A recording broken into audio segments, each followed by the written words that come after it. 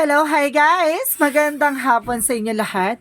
This is Chipa Masigara Channel, a faith healer, also mata reader. So ngayong hapon, natatigan natin na nagsasabihin sa'yo ng ating mga gabay. This is a monthly gabay for the month of October 2023 for the sign of Taurus. So, Taurus, welcome to my channel. Ano kaya ang messages, advices, at spirit guides ang ating masasaga for today's video?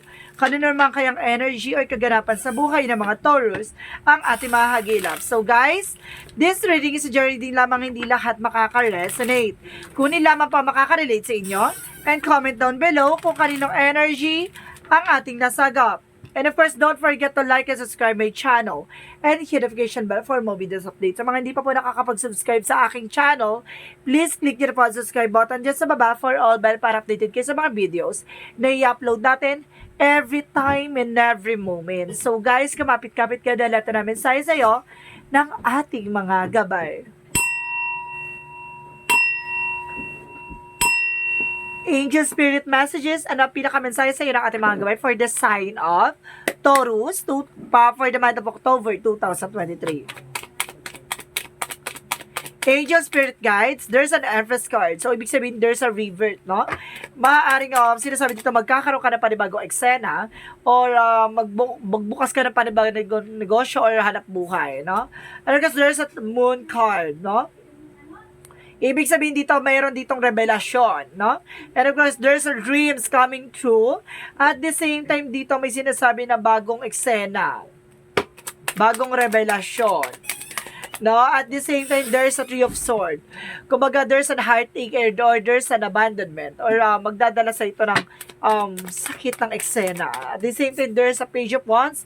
There's a good news. May magandang balita ka na nag-aantay para sa'yo. So, what is additional messages? And of course, there's an Eight of Coin na focus pagdating sa trabaho, hanap buhay, ha? At sinasabi sa'yo dito na maaaring dedicated ka talaga, and of course, talagang pagdating sa negosyo o hanap buhay, masyado kang tutok na tutok. And because there's a Palace of Cups. Wow, there's an happiness. No, makukuha mo to at makakamtan mo ang what you deserve. What is the Empress card? There's a Seven of Swords, and of course, there's a Seven of Cups. Meron ditong sinungaling at kumbaga, nanggugulo sa'yo, no?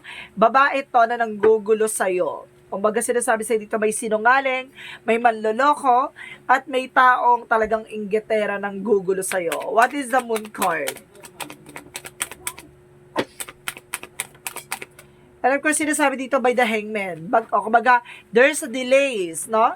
Kumbaga, mayroong mga cancellation or pagbagal ng eksena. Sinasabi sa'yo dito, yung mga pangarap mo ay maaaring may isa katuparan, no? Baguhin mo lang ang perspective or pananaw mo sa buhay. At the same time, yung mindset mo, no? What is the Three of Swords? And of course, there's the Magician. See? Ginagawa ka ng magic involved dito dahil itong tao na to ay nasaktan or itong tao na to ay naiinggit or talagang inggitera talaga siya. Or some of you, there's the Sun card. Magdadala sa itong magandang balita ng pure positive and of course a positive outcome. So what is the Eight of Coins? So there's a Two of Wands. There's a two-fight na may mga bagay na kailangan mong pagdesisyonan at may mga bagay na kailangan mong tahakin. Anong pinto ang papasukin mo sa eksena? And of course, there's a Knight of Cups. There's an offer. Wow! A proposal or romantic offer. What is the Empress card? And the Seven of Swords and the Seven of Cups in reverse. Diba? There's a confusion of Seven of Swords. Meron ditong inggitera na sinungaling, no? And of course, there's a Star card. Kumbaga, ito ay hiniling mo at talagang maaring may isa katuparan kung ano matong hiniling mo dito. Magkakaroon ka rin ng healing dito at the same time. And wish fulfillment.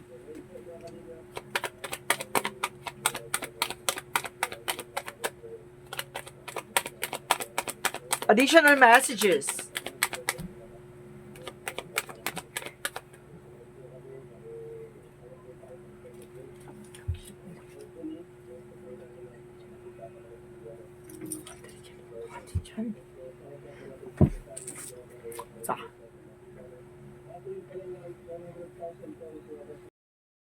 Okay, there's a Three of Swords and the Magician. What is the Three of Swords and the Magician? There's a Five of Cups. Oh, meron dito. There's a regret. No? At ako siguro nagsisisi to sa ginawa niya sa'yo, no? Kumbaga, ginawan ka ng hindi maganda. Ngayon, nagsasuffer siya.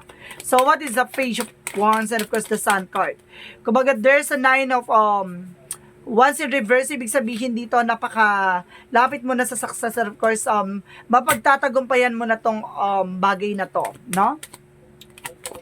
What is the Eight of Coin, of course, the Two of Wands? And of course, there's a Six of Swords. Transition. O, tingnan mo, makakaalis ka na sa sitwasyon at makakaalis ka na sa mga negativity. So, what is the Palace of Cups? And of course, there's a Nine of Cups. And of course, there's a Three of Cups, guys. And of course, the Eight of Wands. Wow! There's a fast communication na magdadala sa iyo sa victory and success. And of course, na happiness, no? Celebration. Kumbaga, tong offer na to is love life for a lifetime. Ganon.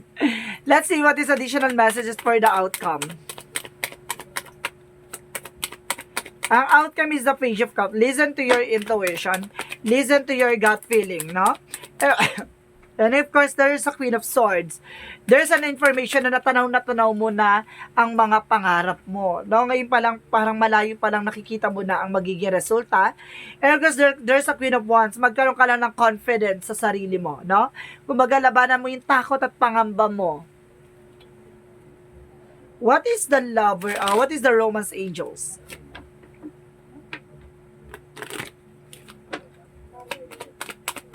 What is the romance angels? And of course, there's a phoenix, no? New phase, no? And growth. Magkakaroon ka ng changes or transformation, no? Rising from the ashes. And of course, there's a hammer, no? Huwag kang kukuha ng isang bagay na ipupukpok mo sa ulo mo. Parang sinasabi dito, the hammer.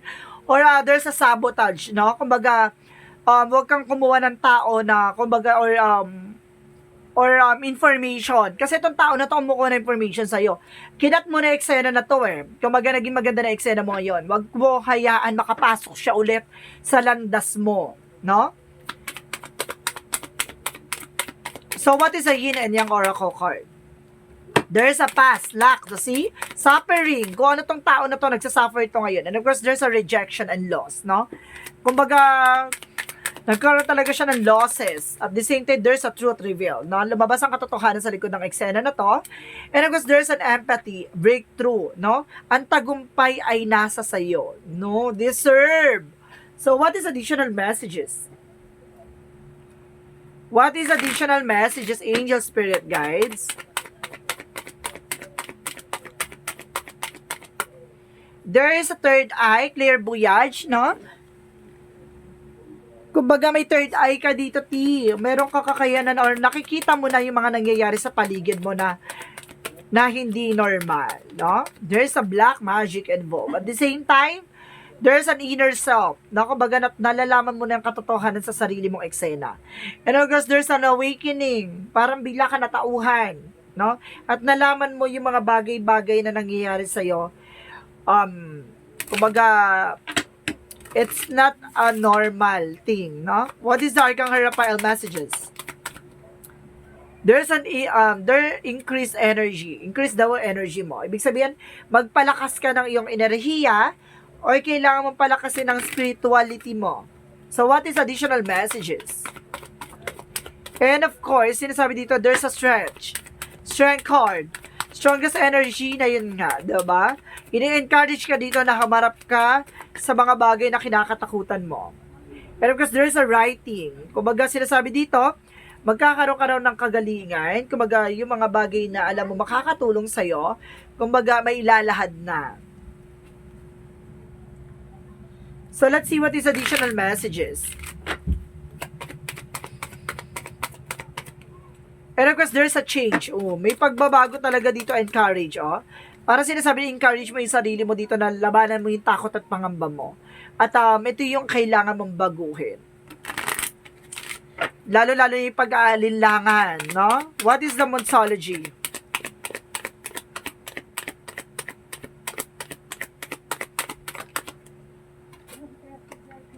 A new romantic cycle begin. Magsisimula na panibagong eksena pagdating sa love life and adjustment are required. Na kailangan yung mag-adjust sa mga bagay-bagay. So, it's either pagdating sa finances, kailangan mo magtipid, or pagdating naman sa mga bagay-bagay, kailangan mo mag-ayos, or kailangan mo magsipag. And appreciation, dapat marunong ka mag-appreciate ng mga liit na bagay at malalaking bagay, no? And of course, there's a yin and yang oracle card. Kumbaga sinasabi dito, kumbaga magkakaroon ka ng balance, no? Positive and negative energy. And of course, first chakra, Archangel Gabriel, power for intuition, no? Magkakaroon ka ng mas matalas na intuitions. And first chakra, Archangel Raphael, for healing. Magkakaroon ka raw ng healing. So, let's see. And of course, there's a humor, oh. Kumbaga, sinasabi dito, kumbaga, tinitignan mo yung both sides, no? Yung lighter side of your life, no? Yung mas maganda pang eksena mangyayari sa buhay mo. Hindi ka tumitingin sa mga negatibo. So, what is our chakra? Acceptance, no? Pagtanggap. May mga bagay na kailangan mong tanggapin, and of course, there's a mysticism.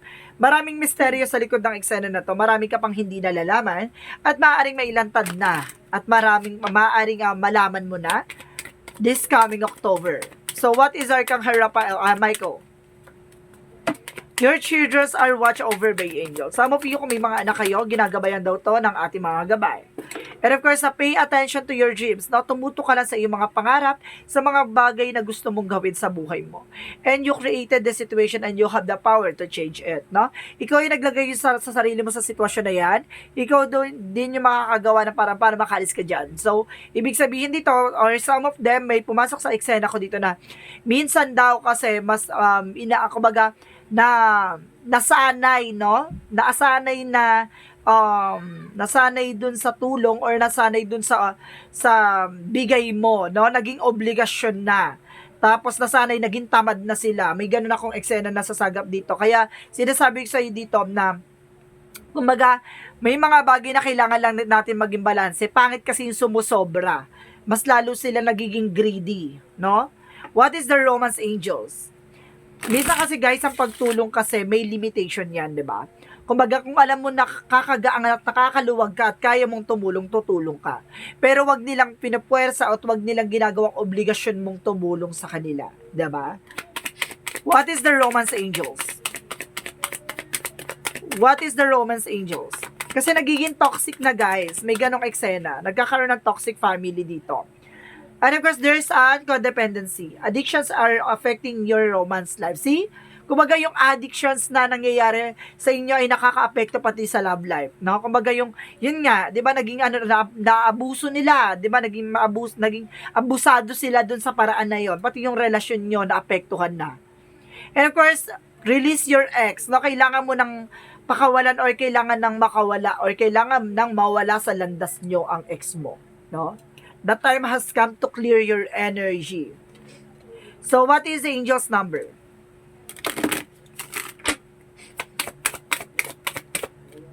There's an 18. I am a hard-hearted. You are both open-minded and open-hearted, and your ambition is to leave this world better than you found it. Ensure that your goals are aligned with the collective needs and with the higher good of all, no? Kumbaga sinasabi dito na bukas ang puso mo at isip mo sa mga bagay na alam mo makakatulong sa in the near future, no? Kumbaga alam mo na mga bagay na nangyayari sa iyo for a good, no? And of course a God reason, no? And God purpose. So guys, let's see what is the messages of life. I connect with the heaven. Today I turn inwards and connect with the heaven within the heaven within. From this place of peace, I can see that the situation I have presented is actually an idea, opportunities to work on my inner self. I understand that such experiences are necessary for my growth. Thus, I accept such situations and now live each day in a serenity. No? Kumbaga, kinoconnect mo yung sarili mo sa mga posibilidad. No? Kumbaga, hindi mo it's parang kino-close yung chapter na yan na may mga bagay na dapat mangyari, may mga bagay na mangyayari, gano'n. Kumbaga, binibigyan mo yung sarili mo ng kapayapaan sa kaisipan. Diba? Kumbaga, sinusurrender mo na bahala na kung ano man na mangyari, ay dapat mangyari. Ang mga bagay na, yung mga hindi dapat mangyari ay hindi mangyayari. So guys, this reading is a monthly gabay for the month of October 2023 for the sign of Taurus. This reading is a reading lamang, hindi lahat makaka-resonate. Kunin lamang pa makaka-relate sa inyo and comment down below kung kaninong energy ang ating nasagap. Maraming salamat guys and see you in the next video. Bye-bye and babush!